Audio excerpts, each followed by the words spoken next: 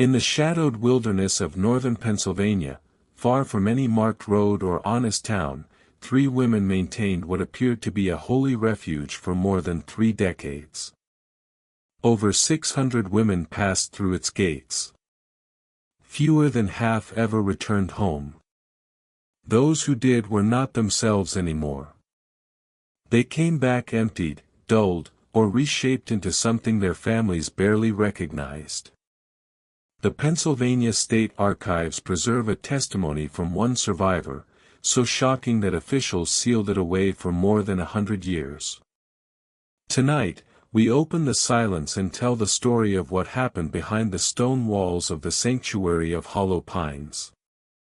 This is not a tale of superstition, not demons, nor curses. What happened here was worse. This was deliberate. Planned. A pursuit of knowledge stripped of morality. Cold experimentation hidden beneath a veil of faith. In the late 18th century, the region that would one day become northern Pennsylvania was still a frontier. Small settlements clung to rivers and valleys. Winter could kill as swiftly as wolves. One such settlement, Clearwater, held scarcely 300 souls. A trading post where loggers and trappers bartered furs for flour, where wagons rolled in with salt and iron, where rumor carried faster than the current of the river. 15 miles from Clearwater, deep inside a hemlock forest broken only by deer paths, lay a parcel of land destined for infamy. The 3 women who arrived in Clearwater in October 1799 called themselves the Donovan sisters. Their wagon creaked under the weight of heavy crates bound in iron. The eldest stepped down first, Mother Superior Helena Donovan, in her early 40s. Tall, with streaks of silver through her dark hair, she carried herself with aristocratic grace. Her accent was English, clipped and careful. Her gray eyes missed nothing.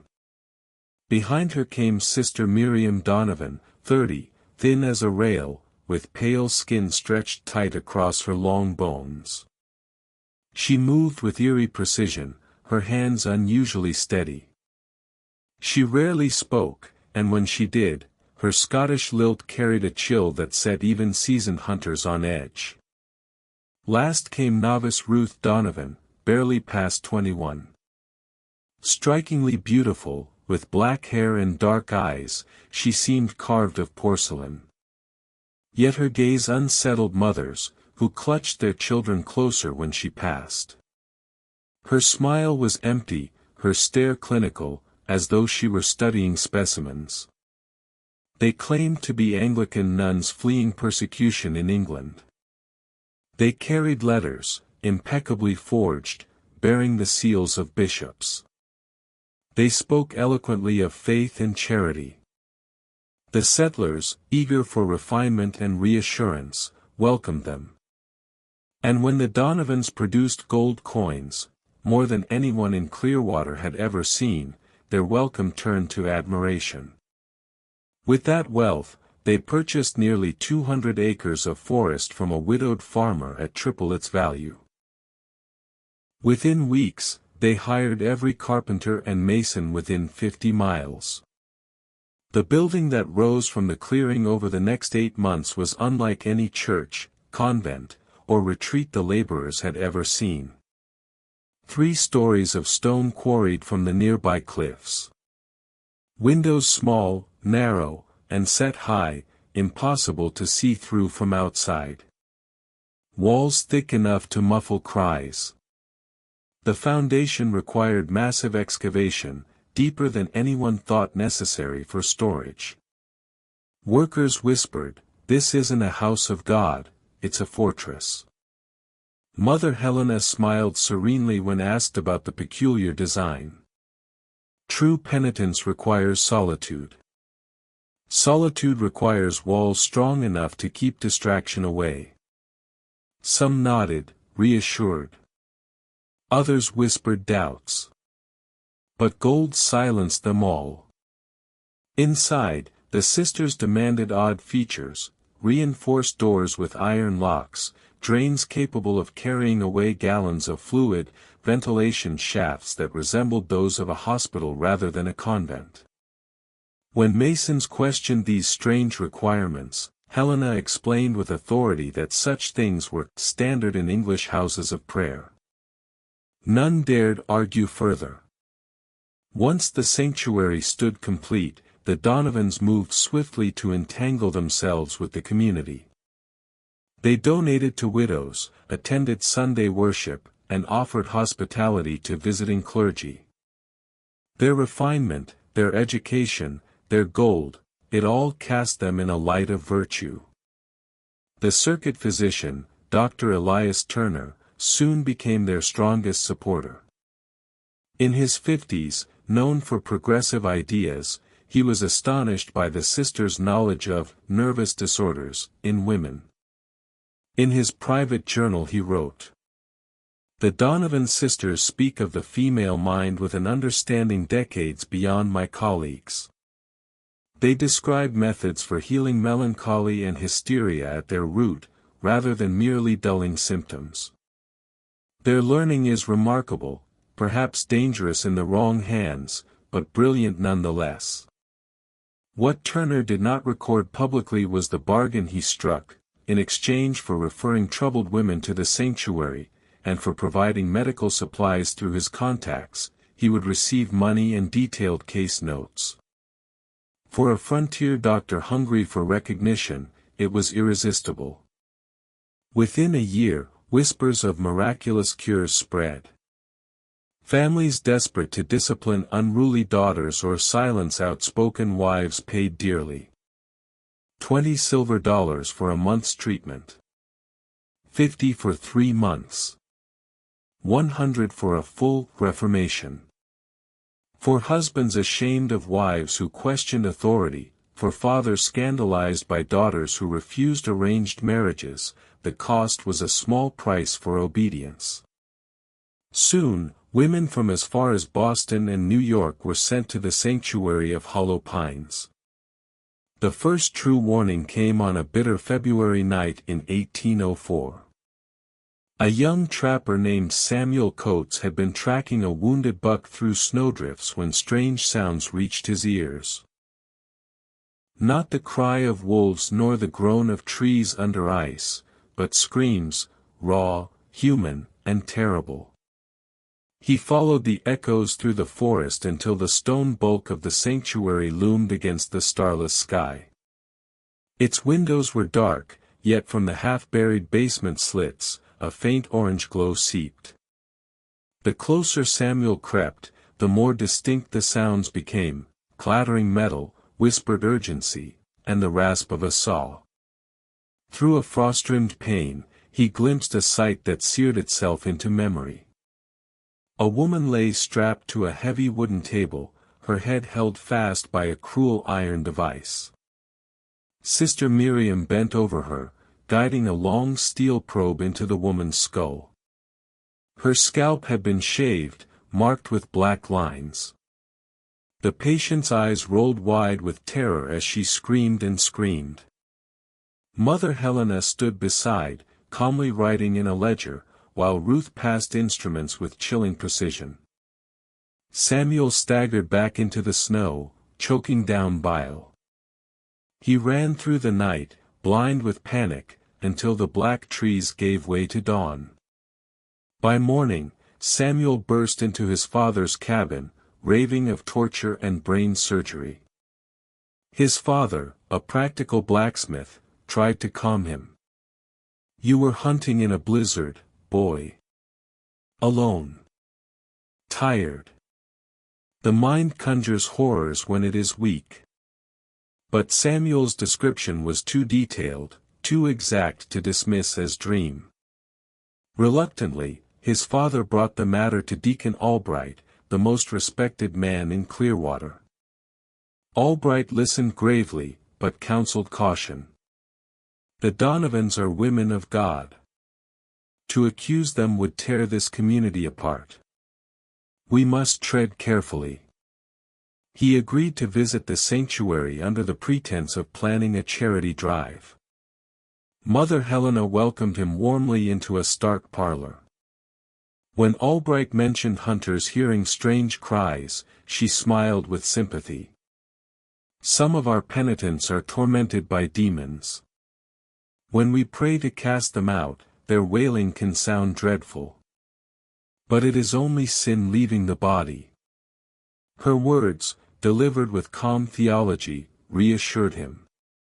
She showed him the dormitories, where women sat in silent prayer.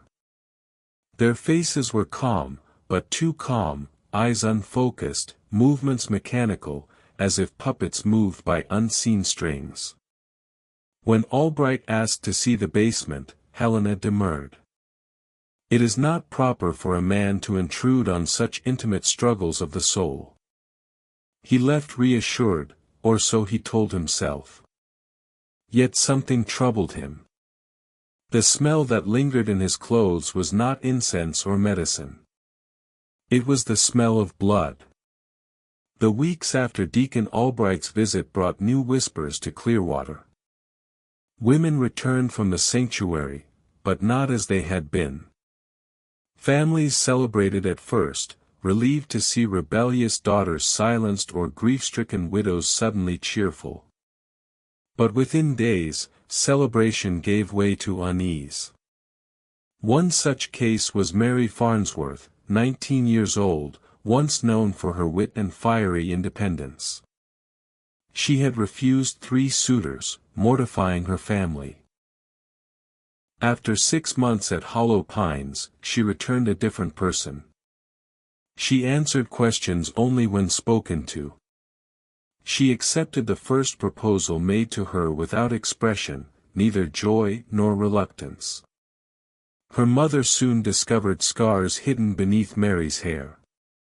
When asked, Mary only murmured, "I prayed hard to be a better daughter." Another case was Hannah Price, sent after losing her infant to fever. When she returned after 3 months, she laughed constantly and claimed never to have had a child at all. Shown the baby's blanket, she stared at it like it was the belonging of a stranger. Then there was Catherine Hale, a merchant's wife. She had publicly accused her husband of infidelity and demanded separation. After her stay at the sanctuary, she insisted she had never uttered such words. She praised her husband as a paragon of virtue, yet often grew confused, forgetting her neighbors' names and becoming lost in her own street. All bore scars beneath their hair. All displayed dulled or erased memories. Dr. Turner, meanwhile, continued to praise the Donovans, calling them pioneers in moral medicine. But his own mind began to crumble. He drank heavily and wrote in manic bursts. The sisters reshape the very essence of a person. They suppress memory, erase rebellion, instill obedience. I am torn, are we advancing knowledge, or are we manufacturing slaves? By 1810, the sanctuary's reputation stretched far beyond Pennsylvania.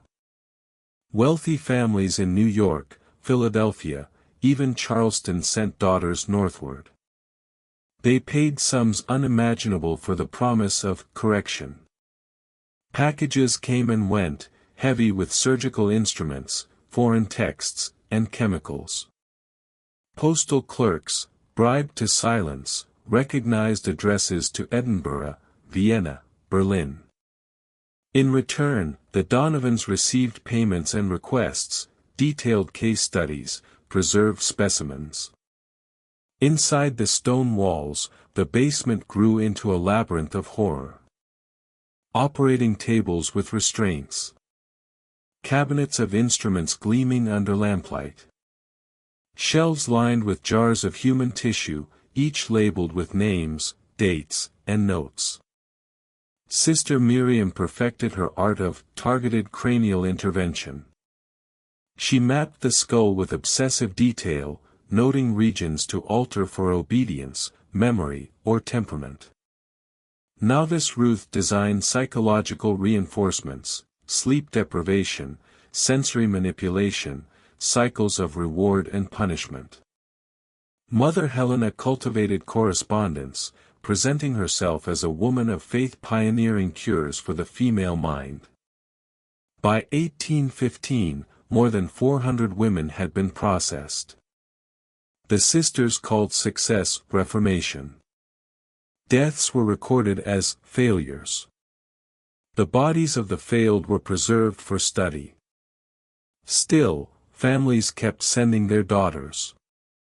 Not everyone accepted the Donovans' explanations. Martha O'Leary, a farmer's wife, noticed her daughter returned, reformed, but hollow-eyed, unable to recall childhood memories. Martha began quietly asking questions. She discovered that no woman who had undergone intensive treatment remembered her stay in detail. All recounted only fragments of prayers or sermons. Many bore scars on their heads. Some never came home at all. When families inquired, the Donovans claimed these women had taken vows of silence and chosen cloistered life. No visits were permitted. Meanwhile, the fees skyrocketed. Families now paid as much as $500 for comprehensive reformation. Wealthy households, ashamed of daughters who read too much, loved too boldly, or resisted marriage, paid eagerly. In letters preserved later in archives, European physicians praised the Donovans' findings. One Harvard professor wrote, "Your documentation of behavioral modification surpasses all contemporary literature. The precision of cause and effect you describe, the way certain cranial interventions produce predictable changes, suggests mastery our profession has not yet reached." But what he admired as genius was, in truth, a record of mutilation. Primitive lobotomies. Trepanations. Deliberate destruction of memory. The unraveling began in late 1818 with the arrival of Rachel Whitford, 24, from Boston. Unlike most women brought to Hollow Pines, Rachel was unbroken. Intelligent, educated, and strong-willed, she had borne a child out of wedlock and refused both adoption and marriage. Her family, wealthy merchants, called her unstable and sent her to the sanctuary. Rachel's familiarity with medical texts, thanks to her father's library, sharpened her suspicion. From the moment she entered, she saw through the facade. The other residents moved with unnatural precision, like puppets. Many bore scars half hidden beneath their hair. Some spoke as if entire lives had been erased from their memory. Rachel endured the preliminary examinations, head measurements, personality questionnaires, reflex tests. She knew this was no spiritual evaluation but mapping for something darker. Where others broke under isolation and deprivation, Rachel resisted. Denied food, kept in cold cells, bombarded with verbal assaults, still she remained defiant. She memorized corridors, noted guards' routines, and secretly wrote observations on scraps of cloth with berry juice, hiding them in her seams. Her strength puzzled the Donovans. Most women, crushed by shame and rejection, yielded quickly. Rachel refused. It was only a matter of time before they decided harsher measures were needed. March of 1819 brought heavy rains. The river swelled, and the basement of Hollow Pines flooded. The sisters scrambled to relocate instruments, crates, and patients to the upper floors. Amid the chaos, Rachel seized her chance. Slipping away from her guards, she descended into chambers she had only guessed at. What she found confirmed her worst fears, and then some. The basement stretched into a labyrinth of hidden rooms. One chamber held rows of iron tables with leather restraints. Another was lined with cabinets of polished tools. Scalpels, drills, rods, each gleaming with clinical menace. Shelves displayed glass jars, each filled with pale tissue suspended in alcohol, carefully labeled with patient names and dates. In a locked office, Rachel discovered ledgers. She leafed through them with trembling hands. Each entry described a procedure, noting the patient's personality before treatment, the method of cranial penetration, the tissue removed, and the behavior observed after. Some entries even recorded desired outcomes requested by families, less rebellious, less melancholic, compliant to marriage. Her stomach twisted as she read. One case file described a woman committed for excessive interest in books. The procedure targeted memory regions, and afterward the patient no longer recognized written words. The notes concluded, subject reformed. Displays domestic docility. Rachel turned to another drawer, where letters were stored. She recognized names, respected physicians in Vienna, Berlin, even Philadelphia. They had purchased data, clinical notes, even preserved specimens. The letters spoke of prices, shipments, and scientific curiosity, but never once of morality. Here lay the truth: the sanctuary was no holy retreat. It was a business. A factory of mutilation feeding an international market for knowledge. Rachel stuffed scraps of evidence into her clothing, hiding them where she could. She knew now she had only days, perhaps hours, before her turn on the table came. Her chance arrived on a moonless night in early April. Guards were fewer, distracted by the storm damage. Rachel overpowered one, slipping into the forest barefoot. Behind her, bells rang. Lanterns bobbed through the trees as the sisters organized a relentless search. They told locals they were pursuing a deranged woman, who had fled in a fit of madness, warning she might harm herself or others. Many believed them. For 3 days, Rachel fled through the wilderness. She drank from streams, ate wild berries, and stumbled on bleeding feet. Rain soaked her thin garments, frost numbed her fingers. Twice she nearly fell into her pursuers' hands, once hiding in the hollow of a fallen tree as voices and lanterns passed within arm's reach. Still she pressed on, clinging to survival by will alone. On the 3rd day, she stumbled into the path of a trapper named Jonas Pike. At first he thought her delirious, some lost soul raving nonsense. But when she described instruments, procedures, and even the names of European physicians, his skepticism faltered.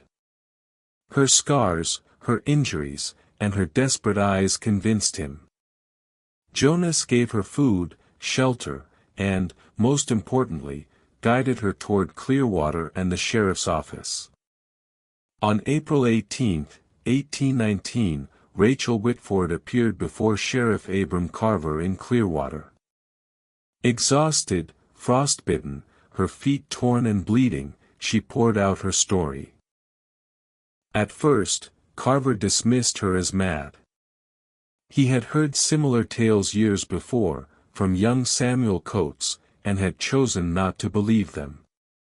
But Rachel produced evidence: stolen notes, letters bearing foreign signatures, patient lists marked with chilling terms: reformed, permanent resident, expired. One ledger in her possession described 23 women, each subjected to deliberate damage to memory and reasoning. One note read, Margaret Fowler, aged 19. Condition: intellectual curiosity unbecoming. Procedure: excision near temporal lobe. Result: no further interest in reading. Displays obedience. Carver's hands trembled as he read. Another document contained correspondence from Dr. Heinrich Vogel, a physician in Vienna, negotiating payment for data regarding elimination of undesirable traits and memories. Finally, the patient catalog broke Carver's skepticism entirely. Over 600 women listed since 1799. Roughly half returned. 50 marked permanent residents. Nearly 200 marked only with a single word, expired. Carver realized the horror was real. And it had persisted for 20 years under the guise of faith. On May 20, 1819, Carver led a party of 15 armed men to storm the sanctuary. Word was also sent to federal marshals in Philadelphia, though aid would take weeks to arrive. But the sisters were prepared. When the raiding party forced the gates, the sanctuary was eerily silent. No chants. No screams. No women. Only emptiness. The Donovans had fled. What remained inside confirmed Rachel's story. The basement was a chamber of horrors, surgical theaters fully equipped, walls lined with jars of preserved brains and tissue, drawers crammed with anatomical sketches. Behind a false wall, investigators found 47 bodies in various states of preservation, each tagged with notes of experiments performed. Cabinets overflowed with letters, correspondence with doctors across Europe, negotiations for prices, even receipts for shipments of preserved specimens. The truth was undeniable. Sheriff Carver ordered every room searched. In the chapel, beneath the crucifix, they found cabinets of surgical diagrams hidden behind religious paintings. In the dining hall, drawers of ledgers catalogued women as if they were livestock. The evidence was so extensive that even the most skeptical man in Clearwater wept or turned away in revulsion. When the evidence was presented to Dr. Elias Turner, he at first denied everything. Pale, trembling, reeking of brandy, he insisted the Donovans were misunderstood healers. These women, he said, voice breaking, were advancing medicine. Their methods were unconventional, yes, but they offered hope where none existed. But when shown the preserved bodies, their skulls carved and labeled like grotesque atlases, he collapsed into his chair, muttering prayers. Confronted with letters he himself had signed to procure supplies for the sanctuary, he broke entirely. His confession revealed what many feared: Turner had been complicit from the start. He had referred women to hollow pines in exchange for payments and case notes. He had admired the sisters' work, convincing himself it was science rather than butchery. In his jail cell, he scribbled frantic words before his final breakdown. We opened the mind like a book. We turned the soul to clay. They called it healing, but I fear we only learned how to break. Soon after, he suffered a complete mental collapse. He died within weeks, babbling of obedience and sacrifice. Turner's confession also revealed the sisters' true identities. Mother Superior Helena Donovan was in fact Dr. Helena Brannock, expelled from Scotland for fatal experiments on women diagnosed with hysteria. Sister Miriam Donovan was Dr. Miriam Ashworth, a former lecturer at Edinburgh, dismissed after she was caught performing crude brain surgeries on asylum patients. Novice Ruth Donovan was Dr. Ruth Ashworth, Miriam's younger sister, trained in methods of psychological conditioning to complement surgical interventions. Together, these women had fled Europe in disgrace in 1798. They reinvented themselves in America as holy sisters, taking vows that never existed, building a reputation on lies, and cloaking their crimes in Scripture. For 2 decades they had operated with impunity, shielded by respectability, community silence, and the hunger of powerful men for forbidden knowledge. The revelation sparked one of the largest manhunts in early American history. Federal marshals joined local militias, spreading word across Pennsylvania, New York, and beyond. Rumors flew, the sisters seen boarding a schooner in Boston, or hiding in the forests of Quebec, or fleeing south toward Mexico. But every lead dissolved into mist. Investigators discovered that the sisters had prepared for this for years. They had multiple safe houses, false identities, and substantial fortunes transferred into banks in Canada, Europe, and the Caribbean. They had planned their disappearance as meticulously as their surgeries. Shipping records revealed crates of documents and equipment had been quietly moved for months before Rachel Whitford's escape. It was clear the Donovans had anticipated exposure, and had made provisions. The sisters had become ghosts, vanishing into the tide of history.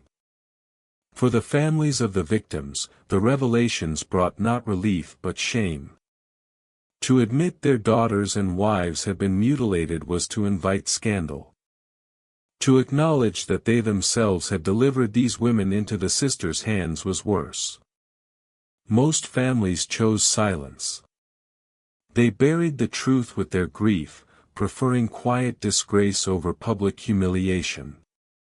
Some even praised the Donovans publicly, insisting their daughters had chosen cloistered life.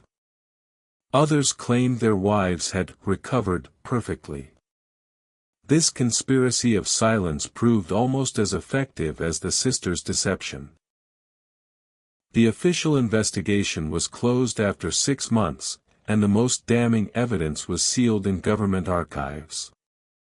The record reduced the story to a vague statement, a fraudulent institution, its leaders fled. Nothing more. The stone building itself became a wound on the land.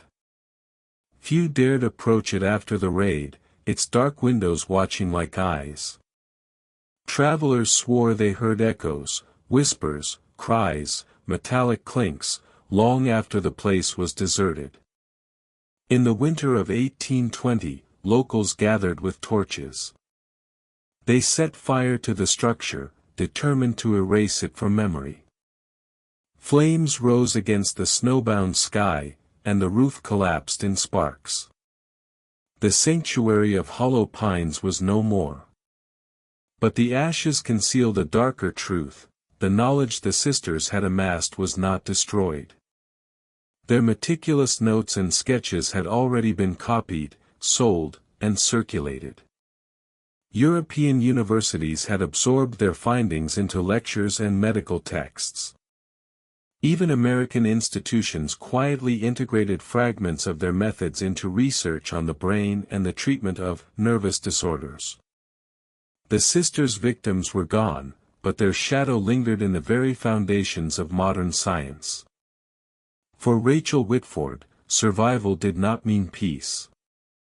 She spent months recounting her testimony before county officials, federal marshals, and skeptical doctors. She described surgical devices, methods of conditioning, and the names she had seen in letters. Her every word was cross-examined, her character judged, her morality questioned. Many dismissed her as hysterical. Some accused her of exaggeration, or of inventing tales for attention. Even families of victims often turned against her. To accept her testimony meant admitting they had sent their daughters into the sisters' hands. Rachel endured not only suspicion but isolation. Shunned by neighbors, hounded by whispers, she left Pennsylvania and moved west. In Ohio she worked briefly as a schoolteacher, then farther west to Illinois, and eventually to California. She never married. She lived modestly, often alone, sometimes with friends who never knew the full story. But she never forgot what she had seen: the screams in the stone cellars, the blank eyes of the reformed. In her later years, she wrote a memoir, careful and detailed, describing the horrors of hollow pines. She hid it in a locked chest, instructing a trusted neighbor to release it only after her death. When it was finally discovered in 1865, it became one of the most important first-hand accounts of the Donovan sisters' crimes. The exposure of hollow pines shook medical circles on both sides of the Atlantic.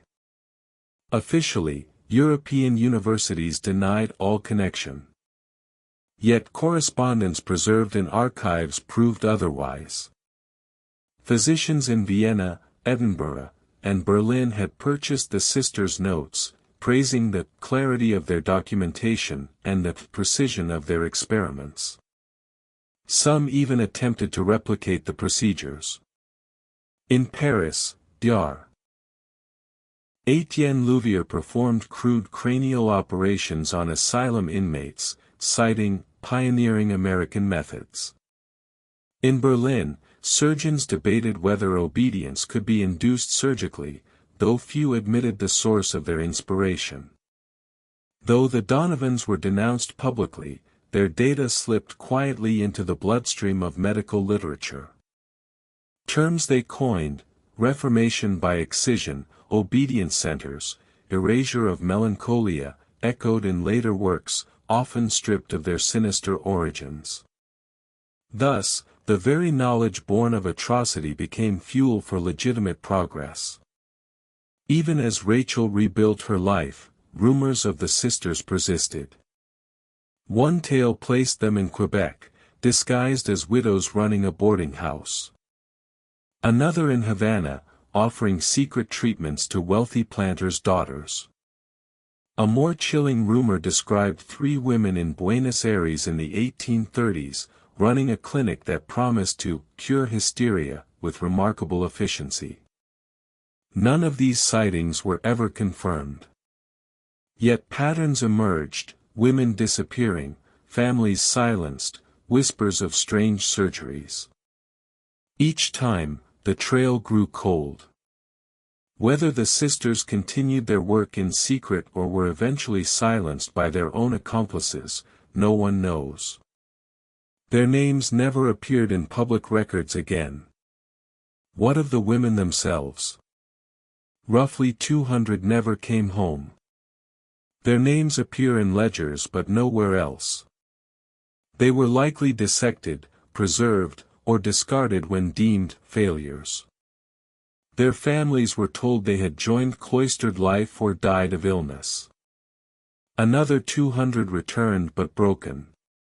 Some wandered their homes like strangers, unable to recall husbands or children.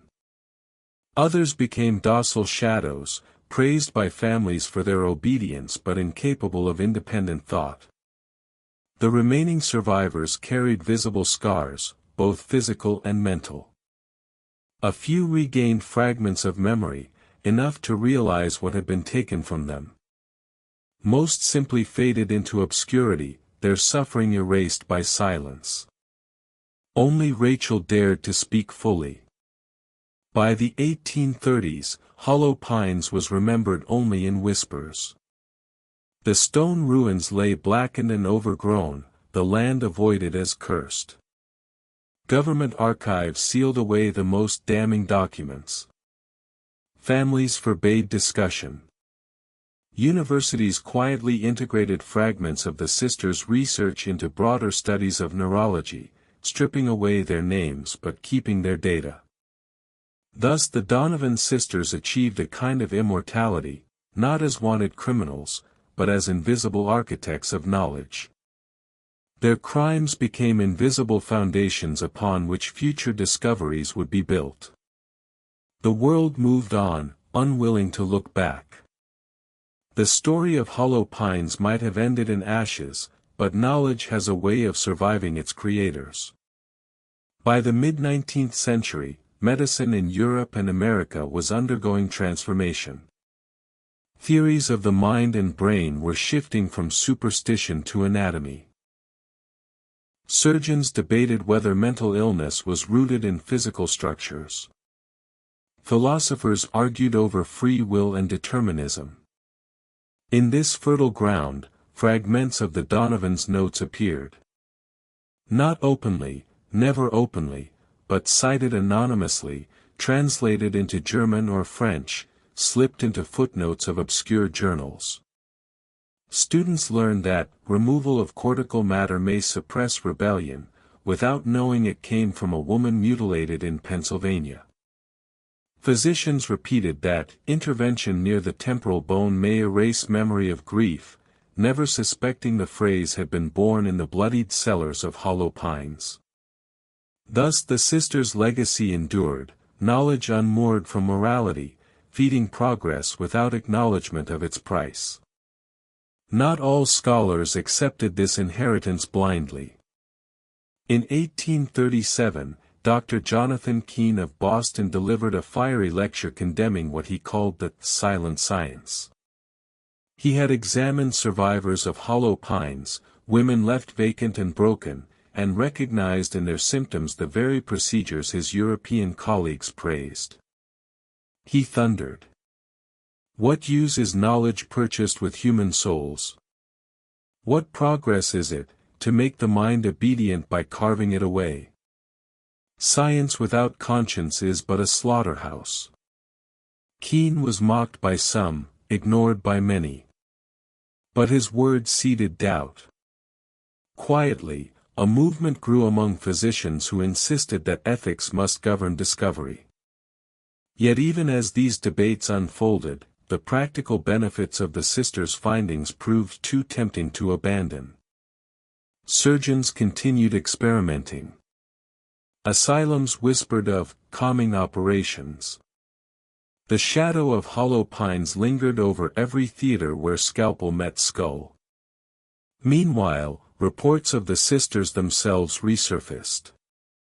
In 1842, a London newspaper mentioned 3 enigmatic women offering therapies for nervous disorders in Marseille. The article was vague, but survivors' descriptions matched Helena, Miriam, and Ruth. 2 years later, in Vienna, whispers spread of a clandestine clinic treating women of noble families. Its methods were secret, its results startling. Some said rebellious daughters returned home docile after weeks. Others whispered of disappearances. By 1850, Argentine records mentioned 3 foreign women running a private sanatorium near Córdoba.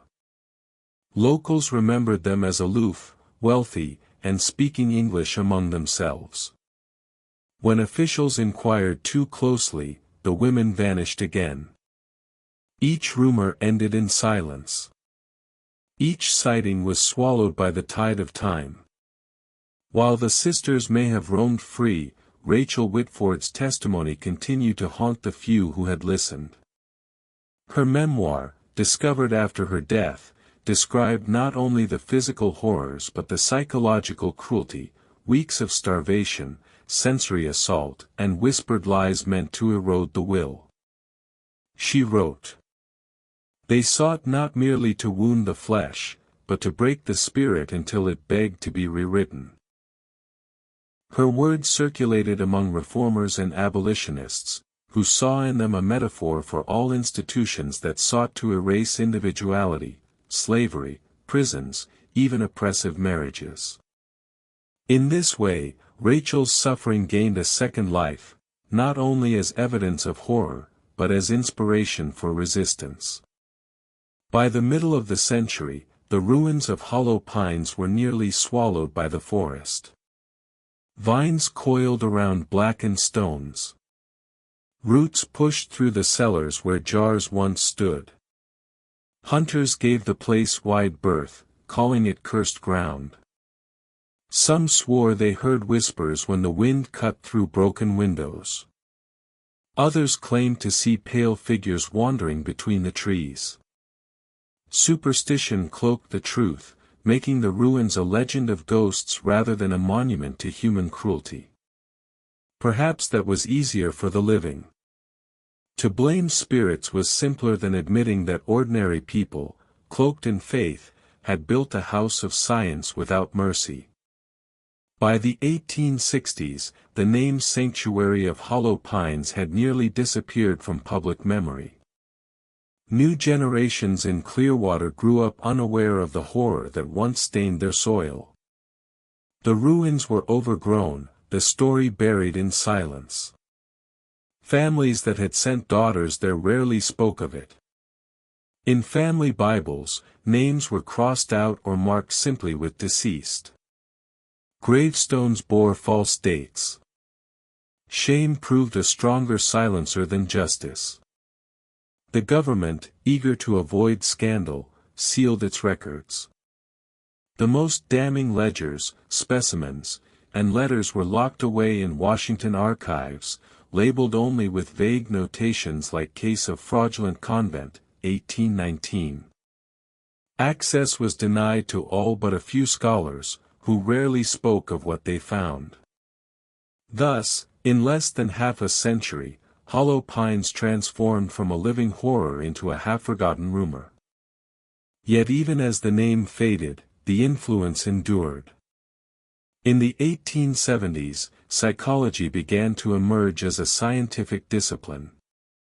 Figures such as Wilhelm Wundt in Germany and William James in America sought to map the functions of the mind. They asked, where in the brain does memory reside? What governs will? Can behavior be conditioned, measured, predicted? Unbeknownst to most, fragments of their knowledge traced back to the Donovans' stolen work. The crude Reformation procedures at Hollow Pines were echoed in early theories of behavior modification. Even as psychology sought legitimacy, it carried a hidden inheritance from a Pennsylvania forest. Some textbooks mentioned, in cautious footnotes, the American Convent experiments of 1810 to 1819, though they avoided names or details. Professors explained that the data was ethically questionable, but nonetheless valuable. Students nodded, rarely asking further questions. Science advanced. The past decayed. Though scholars forgot, the countryside remembered in its own way. Hunters spoke of strange lights flickering in the ruins, as if lanterns still moved among the stones. Children dared each other to approach, whispering of pale women seen through the trees. Farmers claimed their livestock grew restless when driven near the old grounds. Stories grew with every retelling: 3 witches, immortal, draining the souls of girls, a convent where nuns prayed with knives instead of rosaries, a curse that made the forest itself hungry. Superstition smothered fact. Few wanted to know the truth, that the evil had been human, deliberate, and carefully planned. And what of the sisters themselves? By the late 19th century, they had become almost mythic. Some claimed they died in South America, poisoned by families they had deceived. Others swore they lived as wealthy matrons in Paris, protected by powerful patrons. A few insisted they continued their work in secret, passing their knowledge to younger disciples. None of these rumors were ever confirmed. The Donovans remained phantoms, absent from records, yet alive in whispers. Their survival was less important than their legend. In Europe, their names circulated in underground medical circles, spoken with equal parts admiration and fear. In America, they became a cautionary tale for a handful of reformers who warned of unchecked power disguised as virtue. Whether alive or dead, their presence lingered, like an infection that never heals, only hides. Rachel Whitford's hidden memoir, published after her death in 1865, briefly reignited attention. Reviewers in Boston and New York dismissed it as the fevered account of an embittered woman. Yet reformers and women's advocates saw in it undeniable truth. Her closing lines still burn on the page. They taught me that evil wears holy robes, speaks gentle prayers, and carries clean instruments. We think monsters roar, but most only whisper. The world will forget the sanctuary, but I never shall. Not while breath remained in me. Her words found little audience at the time, but in later generations they became prophetic. As the 19th century waned, America surged forward. Railroads cut through wilderness, factories poured smoke into skies, cities swelled with immigrants. Progress seemed unstoppable. Amid this rush, the ruins of hollow pines decayed quietly beneath vines and moss. To most, the place was forgotten. Maps no longer marked the land. Farmers let their cattle graze at its borders but would not step inside. Children still told ghost stories, but few believed them. In this new industrial age, the memory of a convent in the forest seemed quaint, even laughable. Who cared for whispers of vanished women when locomotives thundered and telegraphs crackled? Yet beneath this forward march, shadows lingered. The new century brought astonishing discoveries. Neurology advanced. Surgeons identified regions of the brain responsible for speech, vision, motor control. Laboratories mapped reflexes, conditioning, and the psychology of memory. But hidden in these triumphs was the quiet echo of hollow pines. Case studies describing removal of grief through cortical alteration reappeared in European journals, stripped of their origins. Diagrams lifted directly from the Donovan's notes surfaced in lectures, unattributed but unmistakable. By 1905, American asylums experimented with operations to calm violent patients. Officials called them therapeutic interventions. Their results mirrored, almost perfectly, what the Donovans had catalogued decades earlier. The sisters' names had vanished, but their work lived on in scalpels and textbooks. Meanwhile, in Pennsylvania's hill country, folklore preserved what scholarship erased. Travelers avoided the hollow pine site, muttering about strange sounds at night. Hunters claimed dogs whined and refused to enter the woods. Local children dared each other to touch the black stones left from the fire. Some said 3 tall women in habit still walked the forest, faces hidden, hands gloved, searching for lost girls. Others claimed to hear chanting carried on the wind, prayers spoken backward. A few swore the ruins glowed faintly on moonless nights. For most, it was only campfire story. But for older families, the legend carried unease. They remembered ancestors who had sent daughters to the convent, and never seen them again. In 1908, a curious article appeared in a Buenos Aires medical newsletter. It mentioned an English-speaking clinic for female nerves, operated by 3 elderly women, remarkable for their precision and secrecy. The description was chillingly familiar: the eldest, tall and severe; the second, pale and mechanical; the youngest, beautiful but cold. The article vanished in later editions, withdrawn without explanation. But a few copies survived, fueling speculation. Could the Donovans have lived so long? Could they truly have carried their work into the 20th century? Historians dismissed it as coincidence or invention. But believers whispered otherwise. By the outbreak of World War I, Hollow Pines was dust and memory. The forest swallowed the last stones. Farmers fenced off the land, and the few who stumbled upon it found nothing but collapsed cellars and rusted iron. Yet the legacy was alive. In science, in rumor, in fear. Progress marched on, blind to its debts. Women still bore scars, though few remembered their source. Doctors still debated the malleability of memory and obedience, though they never cited the three sisters who had charted it in blood. And somewhere, perhaps, the Donovans, or their disciples, still lingered, practicing their craft beneath new names, hidden in the margins of history.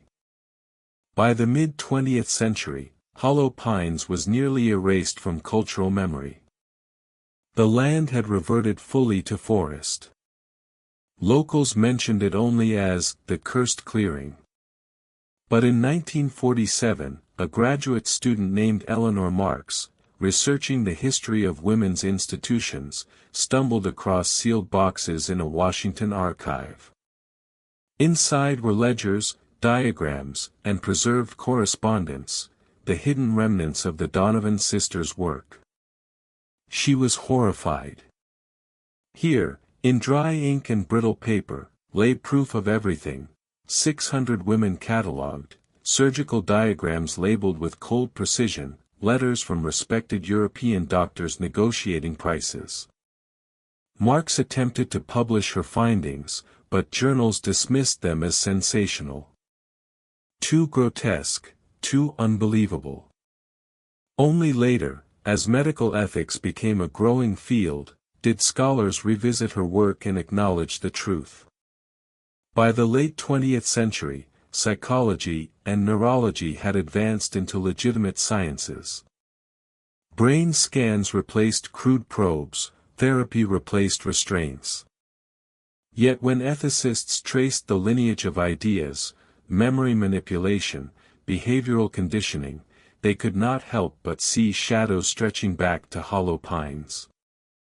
Few dared to say it openly, but the uncomfortable truth remained: parts of modern science stood on foundations laid in a stone convent deep in Pennsylvania woods. To forget that was convenient. To remember it was haunting. Even as scholars argued over documents, folklore thrived. Hunters still spoke of pale women glimpsed between trees. Campfires still crackled with tales of nuns who cut into the skulls of girls. Some locals claimed the forest grew unnaturally quiet near the ruins, birds falling silent, deer veering away. Others swore they had found rusted instruments buried in the soil, scalpels, clamps, locks of hair sealed in jars. Truth blurred with legend. But every whisper carried the same warning: the evil at Hollow Pines had not been supernatural. It had been human. That was far worse. What are we to make of the sanctuary of Hollow Pines? It was not witches or demons, but educated women with scalpel and scripture, who turned faith into camouflage for cruelty. Families delivered daughters willingly. Doctors purchased data eagerly. Officials sealed evidence quietly. The Donovan sisters thrived not because they deceived alone, but because society preferred their deception. Obedience was valued more than freedom, silence more than truth. Rachel Whitford tried to resist, and she paid the price of loneliness. Her voice was nearly lost in the noise of progress. Yet her testimony remains a candle in the dark, proof that even when all conspire to forget, one survivor can preserve the truth. The ruins of Hollow Pines are gone, claimed by time. The sisters themselves vanished into rumor, their fates unknowable. Yet their story persists, not as folklore alone, but as caution. Knowledge without conscience is cruelty. Progress without ethics is atrocity. Faith without compassion is a mask for horror. Whenever we forget this, we risk building new sanctuaries, different walls, different instruments, but the same cold logic. And perhaps that is the greatest legacy of Hollow Pines: not the women who vanished within its walls, nor the sisters who fled into shadow, but the enduring reminder that monsters rarely announce themselves. Most often, they smile. They pray. They heal. Until it is too late.